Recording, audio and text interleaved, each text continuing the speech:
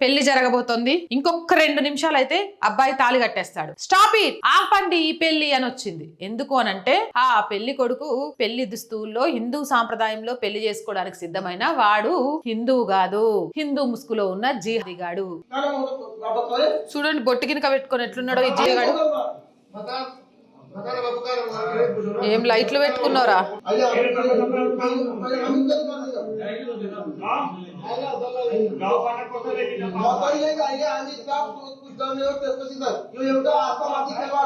ఇది లుంబిని అని నేపాల్ దగ్గర జరిగింది. మహమ్మద్ షేక్ అమ్మ పెళ్లి చేస్తే అటేడు తరాల్ని ఇటేడు తరాల్ని చూడాలని చెప్తారు. కానీ 7 తరాల సంగతి పక్కన పెట్టు, ఆ పెళ్లి కొడుకు ఎవడనేది కూడా గమనించకుండా నిండు జీవితాన్ని నీ బిడ్డను బలి చేద్దామని అనుకున్నారు. వాళ్ళు ఎవరో గుర్తుపట్టి ఆడు ముస్లిం అని తెలిసింది కాబట్టి సరిపోయింది.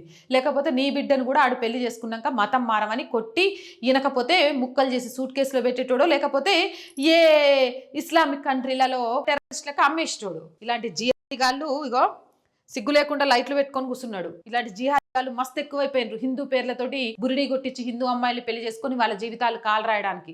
తస్మత్ జాగ్రత్త.